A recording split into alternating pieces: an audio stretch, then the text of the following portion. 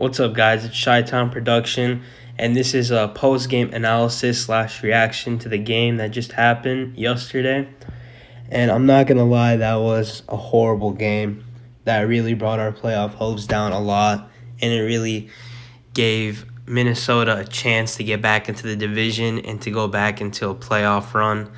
Just wasn't good on our end at all. Our offense was absolutely horrible, and we couldn't get anything going. And then with injuries that occurred during the game, it just really stopped us from rolling on. And there was no motivation throughout the whole game. The one good about this game was how good Akeem Hicks was. Earlier on in the season, our run defense was not good at all. We were getting ran all over, whether it was Adrian Peterson or other running backs that were just running over us. It just wasn't looking promising because we spent so much money on our pass defense with Eddie Jackson, with spending a pick on Jalen Johnson and Kyle Fuller, etc.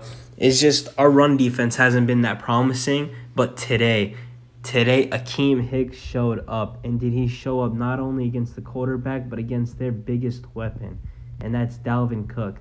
Dalvin Cook was having monster games before this. We held him to, I believe, under 96 yards and 0 touchdowns.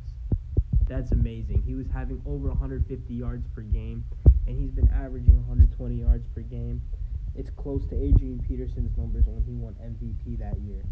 It's just amazing what Akeem Hicks was able to do, and ever since he got injured, I believe it was in the third quarter or fourth quarter, that our defense wasn't able to do the same thing, and Dalvin Cook just started running all over our defense, and that's when I feel that we lost the game, because I feel like we still could have had a comeback if we still stopped their run. I don't think they would have scored that touchdown with Adam Thielen, and they wouldn't have gotten that far. The one question in our pass defense has been Buster Screen. I've liked when we've used Buster Screen as a pass rusher, kind of a guy that just rushes the quarterback. But when he's lined up against a guy like Adam Thielen and getting burned by a guy like Justin Jefferson, it just really doesn't add up to me, because Buster Screen isn't a cornerback 1 or a cornerback 2, and he just kept getting burned against Adam Thielen. Adam Thielen was having a field day against Buster Screen whenever Buster Screen was on him. So was Justin Jefferson. You can see it with their stat line. Adam Thielen kept scoring touchdowns, kept burning Buster Screen. I believe he burned Buster Screen twice and scored 2 times off of him. It just doesn't make sense why we'd have a cornerback like Buster Screen on him when we have Kyle Fuller and Jalen Johnson both healthy, and they were both ready to get into action and stop their pass defense from evolving. Moving on from our defense and on to our offense was absolutely horrible, and it just had horrible production all throughout the day. There were some nice plays that Bill Lazor called, like, for example, when we were doing good on the run, then we had that play action play to Allen Robinson with his toe tap. That was a beautifully executed play call and play on both their ends. But it's just mind-boggling how we don't throw the ball to Allen Robinson in the end zone or whenever we're in the red zone. On one of the plays, we threw it to Jimmy Graham, I believe. It was Cole Kmet and Darnell Mooney were both open. They weren't open at all. They were in the right corner, and we threw it to them over there when Allen Robinson was wide open running a post route inside the end zone, and he was wide. I don't understand why we wouldn't throw the ball to Allen Robinson. To me, it's you have a Lamborghini and you have like a Ford. Who would you rather trust? You'd rather trust a Lamborghini when you're in the end zone. But to them, I don't get it.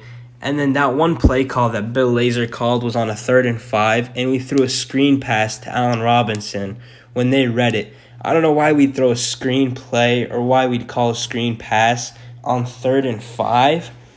When we're down by 6 points and we need to score a touchdown.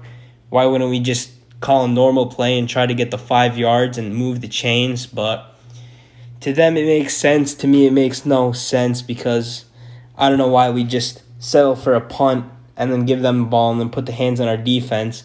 And it's not our defense's fault, because they've been there for multiple plays when we couldn't stop anything. And that leads me to the last section of this video, and that's the quarterback situation. As you can see, Nick Foles was injured on the last play of the game.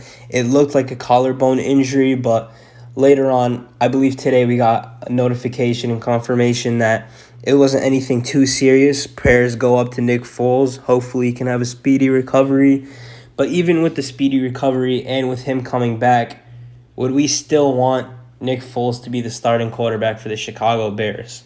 Matt Nagy was addressed this question today during his press conference, and he said, we'll see and we'll play it by ear, meaning Mitch Trubisky might make a comeback. I would love to see a Maserati Mitch comeback. Maserati Mitchell Trubisky, I still have hope in him, and I really think that he can change the outcome of this team and take us to maybe a playoff push, but we'll see. Go Bears.